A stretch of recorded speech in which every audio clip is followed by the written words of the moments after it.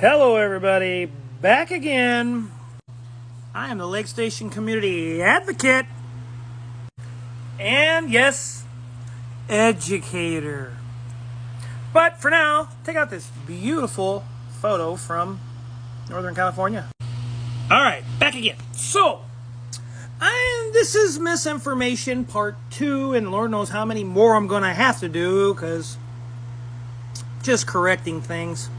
But for now, go check out the Lake Station Community page on Facebook, which is the Lake Station Strong Towns Collective and the Lake Station Strong Local Conversation. And, well, those are advocacies.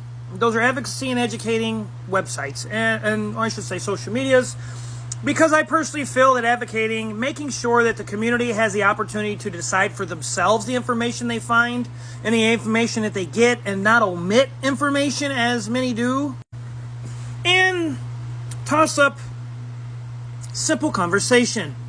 And in this video, I'm going to continue to address the financial misinformation in which I'm supposedly giving. And these are the websites in which I use for my misinformation. I use the false website of the Indiana State Board of Accounts. I'm using the Department of Local Government Finance, the local Department of State of Indiana of Department of Education, and yes, even the school website. And I'm addressing things like funds for extracurricular activities and where that money's going and why receipts are missing.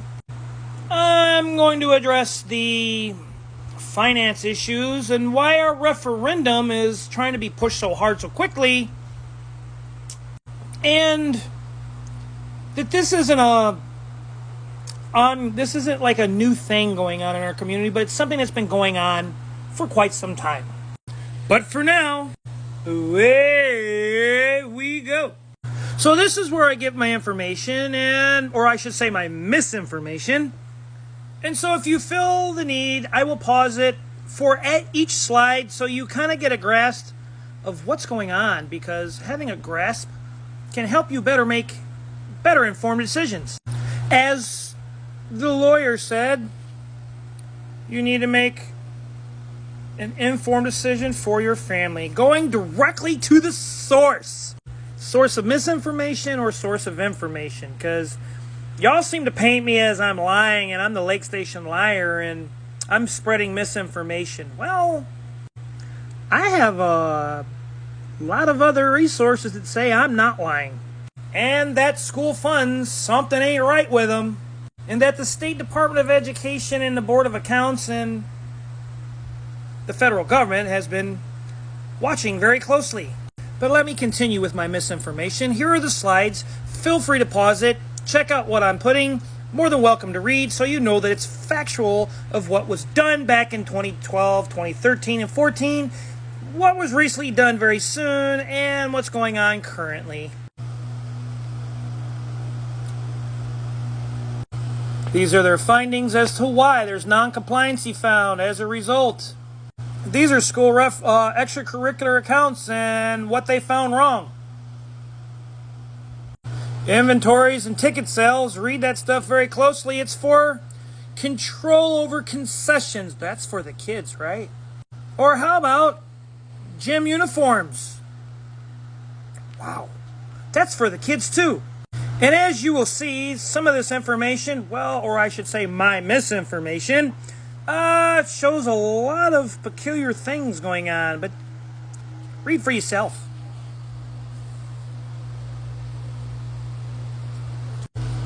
And, educational fees, that the referendum's being pushed, that we need more money for technology and for educational fees, and the kids are suffering. Why should they suffer?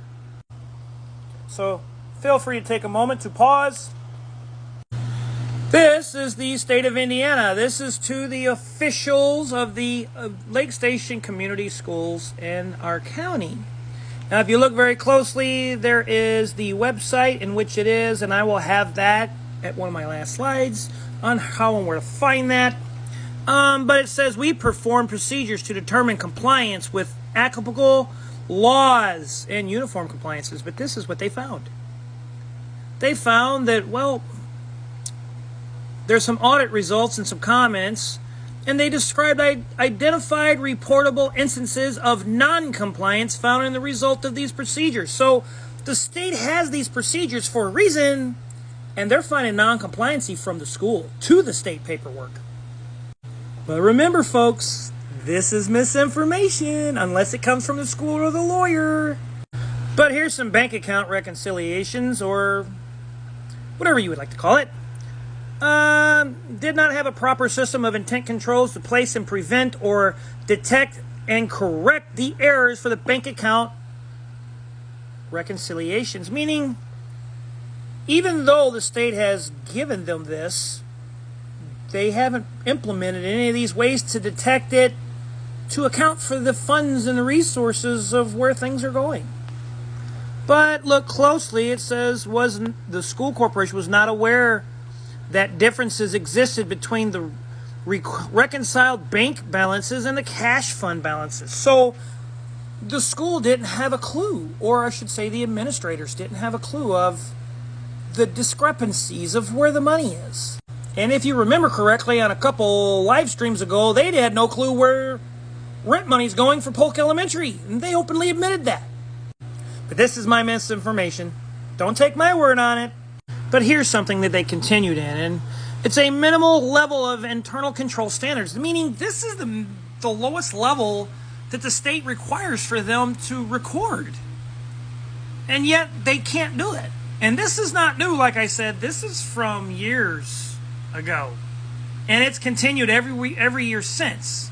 And again, don't take my misinformation word for it. I'll post the website here at the end.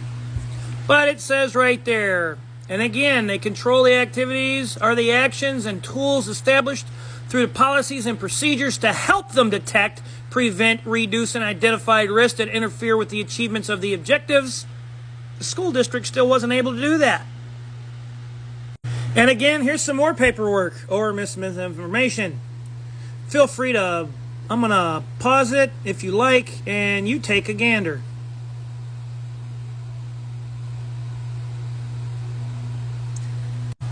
And remember, folks, the referendum is for the children. It's for educational fees, and we need to make sure the kids have. But here's another educational fee. And as you see and highlight there, feel free to read and pause. And again, here's another investigation by, well, the Board of Accounts in the state of Indiana, or the misinformation holders. Yeah, this was to the officials. Again, this is a new thing, and this happened fairly recently. Yeah, I'm going to pause it. You can go ahead and read that right there. And again, they perform procedures because something isn't right. What's going on within the school district or the administration that they just cannot get the minimal standards to correct, detect, to stop, and identify where the money's going? I wonder why that's so hard to tell where the money's going. I thought MBAs in accounting were pretty good for doing that. But again, here's some audit results. They did not have a proper, hear it again, from years ago till just last year, they still don't have proper systems and internal controls to place to prevent or detect or correct the errors in the bank account reconciliations. Why? What is going on? Oh, that's right. It's for the kids. They know what they're doing. I'm just giving misinformation. Don't take my word. And again, like I said, they're at the minimal standards. It's not that hard. Control activities, the actions, the tools established. It's the same paperwork. They did it again. This was years later. But we'll stop right there with documentation. I'm the Lake Station community advocate and educator. Yes, whether you like it or not. I'm here for community advocacy and for educating the community of what's going on, and things can be done better, and they can be, and holding our leadership of administrations more accountable for their management of things. Go check out Lake Station Strong Towns Collective on Facebook, Lake Station Strong Local Conversations, and obviously if you're watching me, you're here. Be an eagle, don't be a crow. Be the change you want to be the change you want to see. Challenge the status quo, because if you don't, you never know what we can achieve alone and together for our community and for the long haul. And remember, folks, I probably wouldn't be voting yes on a referendum